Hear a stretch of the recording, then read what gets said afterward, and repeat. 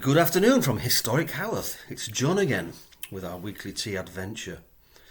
As you remember, last week we were discussing rosemary tea, and I've got to tell you, absolutely delicious tea. Really nice, very complex flavour, but each one was delicious. There was hints of mint, hints of lemon. Beautiful, really beautiful tea. And another thing about it, it's one of those teas where you don't worry if you forget about it. You know, and you leave it brewing for like 15 minutes, it'll stand a long brew. Absolutely delicious. And you may have noticed there's someone at the side of it. It's my sister, my natural skin and blister. And she's going to be talking to us about this week's tea, which of course is... Thyme. So, thyme is an invigorating, balsam-scented tea. And it's a massive infection fighter. So it's got so many properties. So if you've got like bronchial problems, it will help to ease your breathing. So it's like a bronchial dilator, like some of the inhaler things you can get. And it fights infections, colds, flu, viruses. It's really, really powerful apparently. But I think we'll be testing that, won't we, John, this week? It's supposedly good for skin infections, so if you put some tea in some water or a tea bag and let it infuse and then rub it on your skin, it can help with all sorts of things, fungal infections, parasitic infections. So it's been known to really help with ringworm even. So it's really, really powerful. Athlete's foot and nail infections, UTIs. Honestly, it's got a massive plethora of healing properties. So really, I think it's like a super tea, I would say. I'd call it a super tea. And in olden times, the Greeks had a word for it. And they used it to disinfect things. So they burnt the tea and the smoke, disinfected things. A bit similar to the disinfectant bombs you can get now, where you set them on fire and they'll clear your garden of, your greenhouse of pests or mites or whatever. Not that that's a good thing, always. But in medieval England, it was noted for courage, and the actual flower was embroidered onto knights' scarves before they went off to battle to help with their courage. I don't actually know the roots of that, but it's pretty interesting. So maybe we could all look that up. So the thing I'm quite excited about with this tea is I know someone who's got really bad nasal polyps, and I'm actually going to get him trying that this next week as an inhalant. So it's supposedly supposed to help reduce the inflammation and swelling. So that'll be interesting to see how that goes. But there you go. That's what I know about thyme, John. Right. So back to you now. Thank you very much. So as you can see, loads of stuff going on. Yeah. So yeah, if a lady in the olden times loved a knight or wanted, to show her affection, she would give him a scarf embroidered not only with a bit of thyme, but also a bee. Oh yeah, I missed that bit, John. Yeah, you did. So I just thought. Never mind. But yeah, so it's very interesting. And what was the bee for? Was it courage? No, the thyme was for courage. So what did the bee represent? Bravery, that was it. The same thing, see? Yeah, courage and bravery. And as you'll find, with all these teas, if you look into it, there's always the symbolism always has the roots in reality. So you will find that thyme tea will affect your brain chemistry in a way that will promote a less fearful attitude. Anyway, let's get on with it. Here we are. Let's have a look at it. I'll show you it first. As you can see, much darker than the ones we've had before. Zoe, poor Zoe, she can't tell, so we're going to have a sniff of it.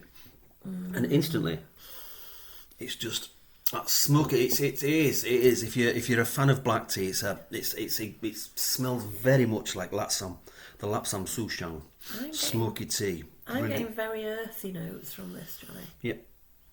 Yeah, me too. It's really,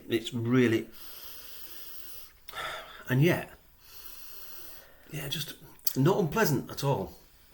No. Earthy with a sweetness behind it. That's what I'm getting from the smell. Are we tasting now? When you're ready. Tasting, right? Smoky. Like I say, if you're a black tea lover, Lapsam Souchong is a kind of aroma you're getting. Do you know what? I get the disinfectant thing. I'm getting that fresh, a clean taste. I'm actually understanding where the disinfectant properties come from. Yeah.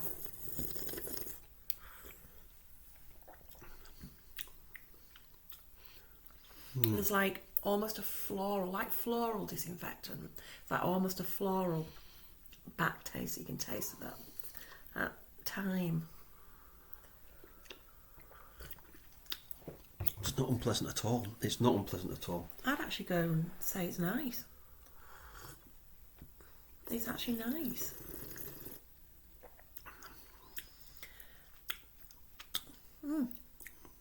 That's right. And soothing, actually. Right. If you think about that. That was a 10-minute brew as well, so Let's have a look. quite strong. It's a bit too hot for me to tell whether it's soothing, to be honest. I think, yes. Right. Not the same, not the creamy viscosity of other teas. It's very liquidy, watery feel in the mouth. But when you think about all the health benefits as always told us about, it's really good. And like I said, this is a tea. I used to drink a pint of this a day, and it's amazing. But already, I can feel the phlegm in my throat loosening, my chest loosening. Can I just add something else? Something that I actually missed off my list was also for the women out there. It's actually been known as mother time because it's really, really beneficial if you've got uterine infections and things. So, yes. Right. There you go. Mother time. Don't feel left out, chaps. There's still other benefits for us. But yeah, there we go. So that's time for us. That's a taste of time. And now, here we go. The highlight of everyone's week: the cheese update. The cheese update, yes. We've managed to finish all the Sage Derby, and we're now on the French Brie, which is some of the best cheese I've ever tasted. Yep. You liked it? Definitely you liked was. It. Absolutely silky, beautifully creamy, smooth. And unexpectedly, the Isle of Mull cheese, it's like Parmesan. It's like a really good quality Parmesan for about a tenth of the price. Really, I was amazed. I was thinking and here's the thing, you true blues like me, on these islands we can do anything better than anyone else, even making cheese to scrape on your to shave onto your spaghetti, or to grate onto your spaghetti or pasta dishes. But yeah, that was a big surprise. Yeah, volume level on the telly is still at 19, but even that, excuse me, when there's higher frequencies involved, is getting a bit painful. So I'll keep you updated. But yeah, and also if you see me in the street or you want to add a comment, I'd love to know what cheese you'd like to see me eating. Stinking Bishop. I quite fancy it. I might find some Stinking Bishop or something like that. Have you ever tasted Stinking Bishop? Yeah, it's stinky. It's quite stinky. It's stinky. I don't know it's called Bishopy. I don't understand that. Anyway, yeah, was it made by monks or something? I think I read that somewhere. I think bishops. The higher up in the hierarchy of the clergy you went, the less you were required to wash because you were closer to God. Right. I think might be something that's not true. I just made that up. Right, here we go. Next week, we're coming to the end of the quintet, this series, the Scarborough Cake Quintet, because next week we're going to be blending parsley, sage, rosemary and thyme, and it should be rather exciting. Looking forward to that. The first blend, guys. So if you've been following me and or following the blog, or should I say, if you've been following it and you fancy following it again, yes, please, a quarter of a teaspoon of each, and we'll do. I'm going to say a 5-minute brew on that because Yeah. some of them are quite strong. And that's it. Good night. See you next week.